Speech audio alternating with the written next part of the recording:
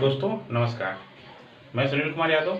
मैंने आपको पहले 2 वीडियो दिए हैं, हड़प्पा सभ्यता का उत्खनन और उसके मत, और इसके बाद दूसरा वीडियो आया हड़प्पा सभ्यता के उन शहरों से जो साक्ष्य मिले।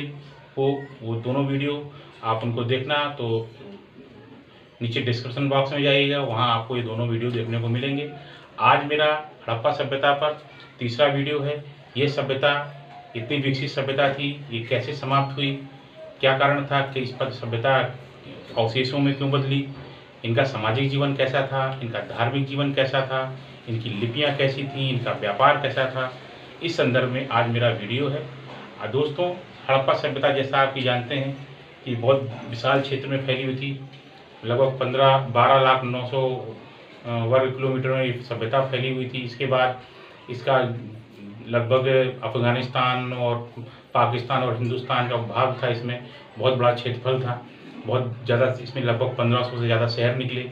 इनका नागरिक जीवन, इनका सामाजिक जीवन कैसा था, आज मैं आपको बताता हूँ कि इनका सामाजिक जीवन कैसा था। दोस्तों, इनका जो सामाजिक जीवन था, हमारा पहला टॉपिक है हड़प्पा सभ्यता का सामाजिक जीवन।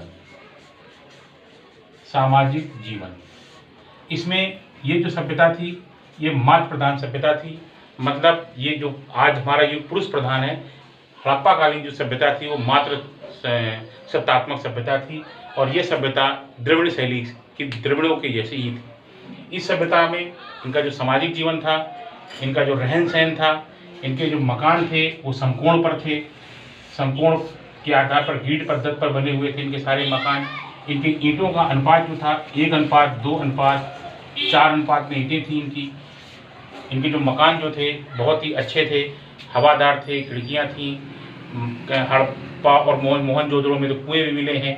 नालियाँ, मकान जो मकान थे वो गलियों की तरफ नहीं खुल, दरवाजे जो थे वो गलियों की तरफ नहीं खुलते थे ताकि शहर की जो धूल वो अंदर नहीं आए। खिड़कियाँ होती थी सड़क की तरफ। और शहर का घर का जो गंदा पानी था वो छोटी नाली से बड़ी नाली से नाले से फिर बाहर, शहर के बाहर निकल जाया करता था। दोस्तों, इनके मकान पक्के थे, 2 मंजिला मकान मिले हैं बहुत से जगहों पर।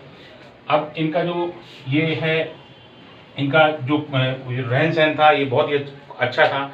पुरुष और महिलाएं दोनों ही आभूषण पहनते थे। आपने हड़प्पा मोहनजोदड़ो से एक नर्तकी की मूर्ति मिली, इससे पता चलता है कि नृत्य और संगीत में भी रुचि रखते थे। महिलाएं जो हैं वो कंठहार पहनती थीं, पाजेब पहनती थीं और करधनी पहनती थीं। पुरुष भी आभूषण पहनते थे। दोस्तों, इसके बाद महिलाएं सौंदर्य प्रसाधन का इस्तेमाल करती थीं।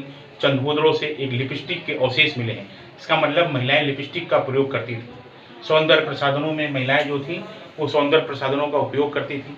इनका जो सामाजिक जीवन था, ये परिवार में रहते थे, एकल परिवार, मतलब अलग अलग परिवारों में रहते थे, एक साथ नहीं रहते थे, अलग अलग परिवारों में मिलते थे क्योंकि परिवारों की ऐसी व्यवस्थाएं वहाँ पर मिली है। इसके बाद आता है इनका व्यापार। इनका जो व्यापार था, व्यापार भी इनका बहुत कुशल था। दोस्तों, आपने पढ़ा है लोथल से इनका व्यापार होता था समुद्री मार्गों से। आपने देखा है उसमें मस्तूलदार नावें होती थी, बंदरगाह मिला लोथल में। तो इनका व्यापार होता था, बहुत उन्नत किस्म का व्यापार था। जल मार्ग से भी व्यापार होता था, स्थल मार्ग से भी ये व्यापार करते थे। व्यापार जो उस समय मुद्राएं नहीं चलती थी, विनिमय प्रणाली हुआ करती थी और कर के रूप में ये अनाज को दिया करते थे। अनाज जो था वो कर के रूप में देते थे।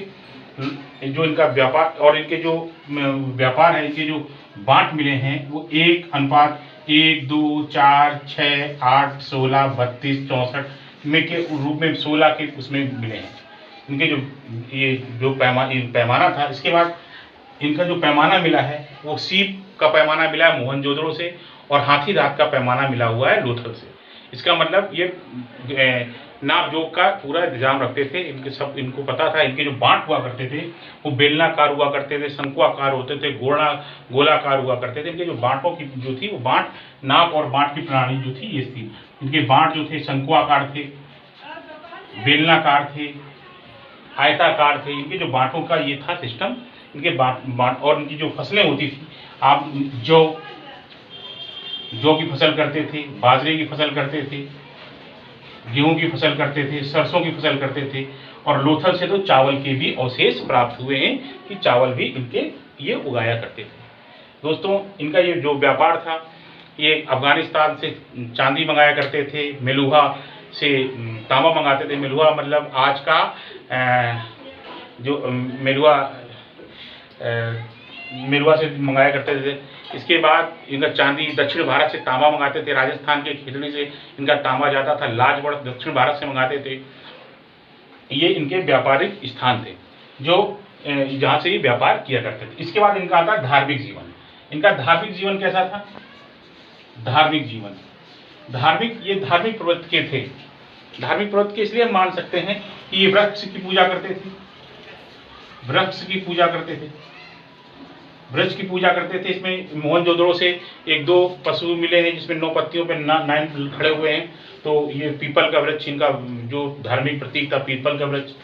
पशुओं की पक्षी पूजा करते थे, पक्षी की भी पूजा करते थे। फाख्ता जो इनका था वो धार्मिक प्रतीक था पक्षी का। प्रतीक पूजा करते थे। ये प्रतीक में स्वास्तिक का निशान जो आप देखते हैं, जो स्वास्तिक का निशान यूं करके बना होता है, स्वास्तिक, इस स्वास्तिक वहीं उसी की देन है। ये जल पूजा करते थे, जल की पूजा करते थे। और विद्वानों का ऐसा मत है कि मंदिर और मूर्ति पूजक थे।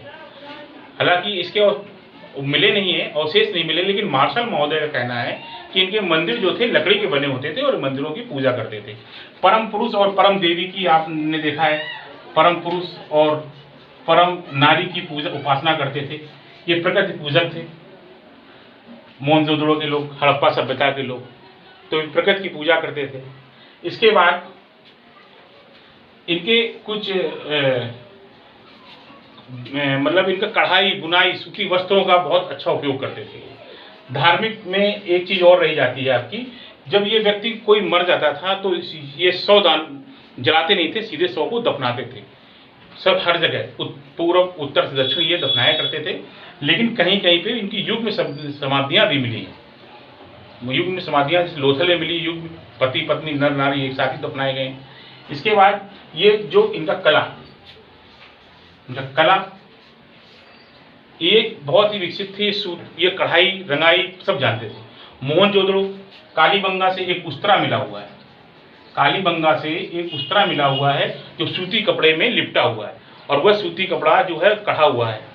इसके बाद मोहनजोदड़ो से सूती कपड़े मिले हैं। एक चांदी के बर्तन में सूती कपड़ा भी मिला हुआ है मोहनजोदड़ो से, जो कढ़ा हुआ है, लाल रंग का है।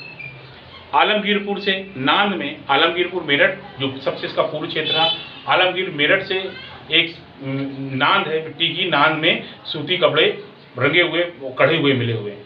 इसके बाद आता है इनकी लिपि। इनकी लिपि कैसी थी?